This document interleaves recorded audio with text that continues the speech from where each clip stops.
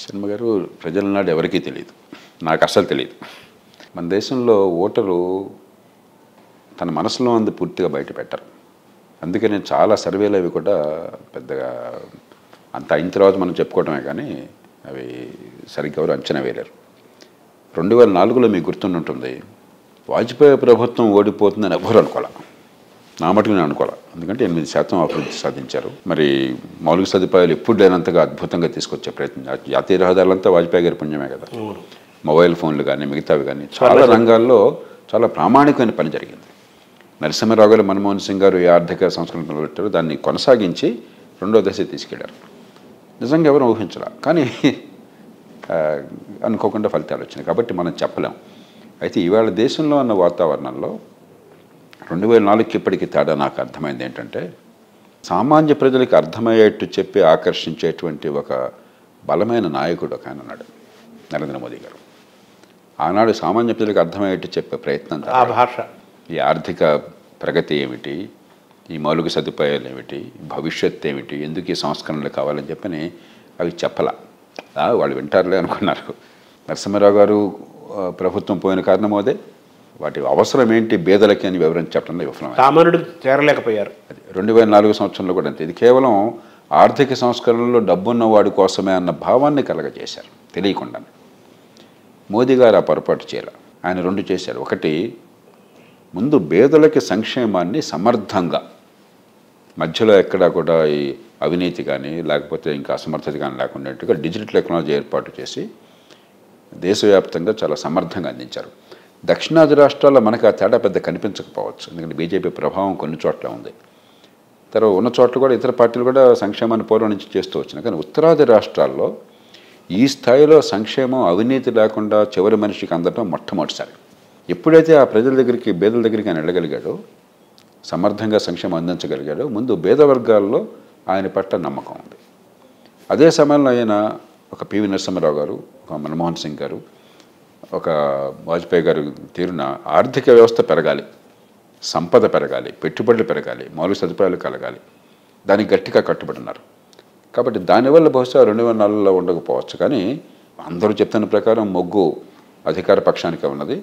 కానీ కొంతమంది అనుకుంటున్నట్టుగా 400 సీట్లు, 370 సీట్లు అది సాధ్యం కాకపోవచ్చు, అవసరం కూడా లేకపోవచ్చు. మనకు కావాల్సింది సుస్థిర ప్రభుత్వము, సమగ్రమైన, స్పష్టమైన, హేతుబద్ధమైన, దేశానికి పనికొచ్చే విధానాలు. అంతేగాని ఎన్ని సీట్లు అనేది ముఖ్యం కాదు కదా మనకి. అంటే వాళ్ళనంటగా 370 సీట్లు, వాళ్ళు సంకల్పం చేసుకున్నట్టు 400 సీట్లు, వాళ్ళు ప్రచారం చేస్తున్నట్టు రాకపోయినా కానీ మళ్ళీ అధికారంలోకి రావడానికి సంపూర్ణంగా అవకాశాలు ఉన్నాయని ఈ టోన్ బట్టి మనకు ఇప్పుడు అర్థమవుతుంది, ఇప్పుడున్న సందర్భాన్ని బట్టి. ఎందుకంటే ఒక పక్కనేమో ఒక బలమైనటువంటి సందేశం వెళుతోంది. ఈ 10 ఏళ్లుగా మౌలిక సదుపాయాలు కానీ, సంక్షేమం అందించింది కానీ, ఎంతో కొంత అభివృద్ధి సాధించిన ఫలితాలు కానీ కనిపిస్తున్నాయి. మరి ప్రతిపక్షాలు ఒక నిర్దిష్టమైనటువంటి ఎజెండాని, భవిష్యత్తును రూపొందించే ఎజెండాని ప్రజల ముందు పెట్టడంలో పెద్ద విజయం సాధించలేకపోయినాయి. అంటే మోదీ ఇప్పుడు సంక్షేమ పథకాల గురించి మీరు చెప్పారు కదా, సంక్షేమ పథకాలు అనేవి అది మన ప్రభుత్వానికి ఒక గుదిబండ లాంటివి. మన ఏపీ సంబంధించి వచ్చేసరికి మనం ఇంకో రకమైన వ్యాఖ్య చేశారు కదా. కేంద్ర ప్రభుత్వ పరంగా సంక్షేమాన్ని, అభివృద్ధిని మీరు ఎలా చూస్తున్నారు? ఇది చాలా కీలకమైన ప్రశ్న. ఇది ఇవాళ ఒక రాష్ట్రం, ఒక పార్టీ అనే కాదు. అసలు నా దృష్టిలో ఈ ఎన్నికలు పార్టీల మధ్య కాదు, మోదీకి ప్రతిపక్షాలకు మధ్య కాదు, భారతదేశ ఆర్థిక భవిష్యత్తుని శాసించేటువంటిది. వచ్చే 15 ఏళ్ళు ఇదే జరుగుతుంది, ఇవాళ కాదు. నేను ముందే చెప్తున్నాను. 2024లో మోదీ ప్రభుత్వం వచ్చి 2029లో మళ్ళీ ఇదే చర్చ ప్రధానంగా వస్తుంది. 2034లో వస్తుంది. బహుశా 2039-40 నాటికి కొంత ఈ చర్చ ప్రభావం తగ్గొచ్చింది. కానీ అప్పటికి పేదరికం చాలా మేరకు తగ్గి కాస్త కనీస ప్రమాణాల జీవితం అత్యధిక అందే అవకాశం అప్పటికి వస్తుంది, ఇంకో 10-15 ఏళ్ళు పోయిన తర్వాత. కాబట్టి అలాంటి నేపథ్యంలో ప్రధానమైన సమస్య అవకాశాలను అందరికీ కల్పించి, సంపద సృష్టిలో మౌలిక సదుపాయాలను కల్పించి, పెట్టుబడిని ప్రోత్సహించి, పోటీని ప్రోత్సహించి, టెక్నాలజీని ఉపయోగించుకుని ఆర్థిక ప్రగతిని సాధించి, ఉపాధి కల్పన చేసి ఆదాయాలు పెంచటమా? ఇది ఒక నమూనా. 2, ఉన్న కాస్తతో తృప్తిపడిపోయి అప్పులు కూడా చేసి, అప్పుల భారాన్ని పిల్లల మీద పెట్టి, వచ్చే తరం మీద పెట్టి ఆ డబ్బులు పంచటమా? ఇది ఒక మౌలికమైనటువంటి పోరాటం. దానికి రకరకాల భాషలు వాడుతున్నారు మనం ఉన్న పరిస్థితిని బట్టి, కానీ మౌలిక పోరాటం ఇది. ఆ పోరాటంలో ఇవాళ మోదీ గారు చూపెడుతున్న మార్గం ఏంటంటే సంక్షేమం అవసరము. ఎందుకంటే ప్రజాస్వామ్య సమాజంలో, మనంత పేద దేశంలో, మన చాలా పేద దేశం, కొంతమంది ఇంకా మనం అభివృద్ధి సాధించేసాం, గొప్ప దేశంగా ఉన్నాం, గొప్ప సంస్కృతి ఉండొచ్చు, గొప్ప చరిత్ర ఉండొచ్చు. మనం చాలా పేదలు, నిరుపేదలు అత్యధికులుగా ఉన్న దేశం. తలసరి ఆదాయం ఇంకా చాలా తక్కువగా ఉన్నది. మనం ముందు నిజాయితీగా, అంటే అది పెద్ద అవమానం అనుకోక్కర్లేదు, మనకున్న పరిస్థితి. దాని నుంచి బయటపడకపోతే అవమానం, బయటపడేందుకు వ్యూహం లేకపోతే, చర్యలు లేకపోతే అవమానం. కానీ పేదరికం అవమానం ఎందుకు అవుతుంది? అది ఎవరు పాపం చేసి వచ్చింది కాదు కదా అది. కాబట్టి మన పేద దేశం.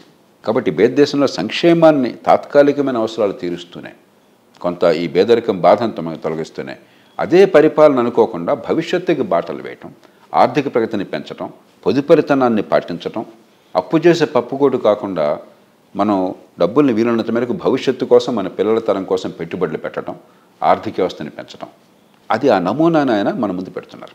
చాలా కష్టమైనప్పటికీ కూడా, ఎందుకంటే ఆర్థిక క్రమశిక్షణ దెబ్బతిన్నది, ఆయన ప్రభుత్వం వచ్చే నాటికే దెబ్బతిన్నది.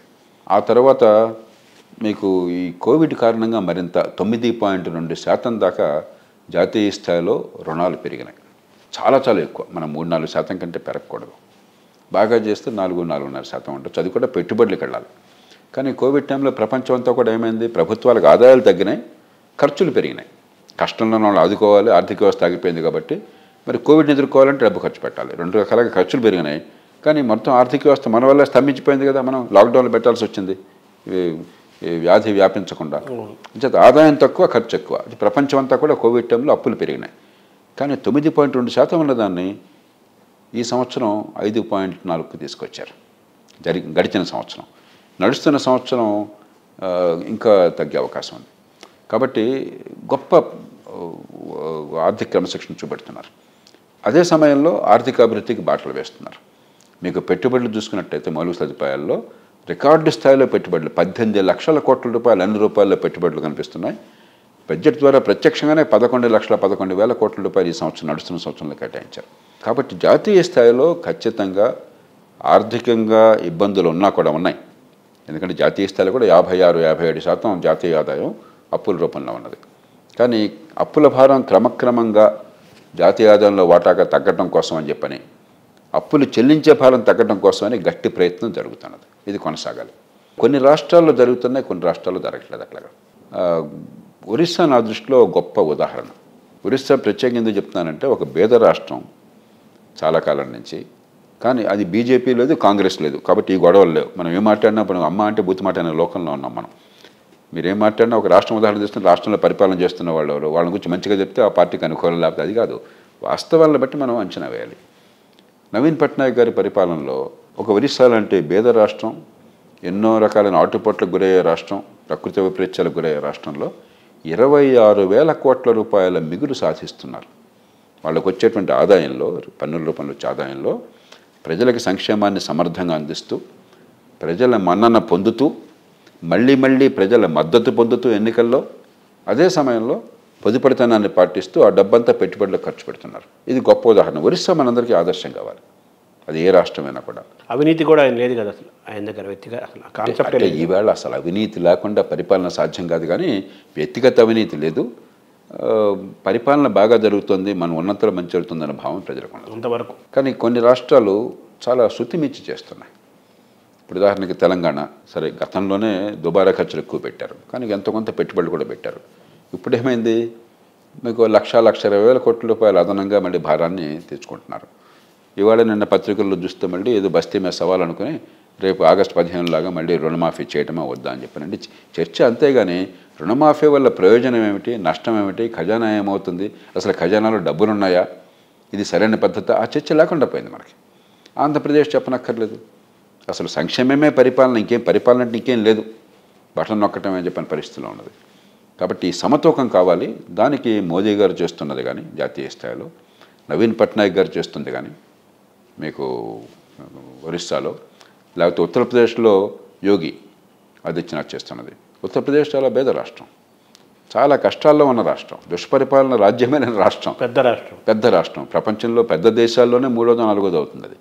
అలాంటిది 74,000 కోట్ల రూపాయల మిగులు, 74,000 కోట్ల రూపాయల మిగులు వాళ్ళ రెవెన్యూలో.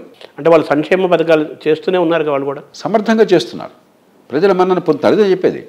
ఇప్పుడు సంక్షేమం వద్దని ఎవరు అనరు, కానీ సంక్షేమంతో పాటు ఆర్థిక క్రమశిక్షణ పాటించి అప్పుల భారాన్ని పిల్లల మీద వేయకుండా మీరు ఆ పొదుపు చేసిన డబ్బులతోనూ అప్పులు చేసుకొచ్చిన డబ్బులతోనూ మన కుటుంబాలు ఎట్లాగైతే పిల్లల కోసం పెట్టుబడులు పెడతాయో రేపొద్దున ఆస్తులు పెరగడానికి ఒక రాజ్యం కూడా ఒక రాష్ట్రం కూడా అలా చేయాలి. అది మర్చిపోయినాం మనం. అంటే ఈ ఓటర్లను ఆకర్షించే క్రమంలో ఓటు బ్యాంకును తయారు చేసుకుంటే క్రమంలో జరిగే తప్పులుగా భావించాలి వీటిని. ఇప్పుడు అమెరికా లాంటి దేశంలో కూడా కొందరు పేదలు ఉన్నారు, పేదల కష్టాలు ఉన్నాయి. ఆ కష్టాల గురించి ప్రయత్నాలు ఉన్నాయి. అమెరికాలో కూడా ఉదాహరణకి విద్యార్థుల రుణాలు మాఫీ చేసే ప్రయత్నం చేశారు. అట్లాగే కోవిడ్ టైంలో ఒక్కొక్కడికి $1000-2000 వాళ్ళు జేబుల్లో పెట్టారు. కాబట్టి సంక్షేమం వద్దని అంటున్నాను నేను, కానీ దానికి ఒక పరిమితి ఉండాలి, ఒక సమతూకం ఉండాలి. తాత్కాలిక ఉపశమనం కోసం సంక్షేమం, కానీ సంక్షేమమే పరిపాలన కారాదు. సంక్షేమం వల్ల పేదరికం పోతుందన్న అబద్ధాలు చెప్పరాదు.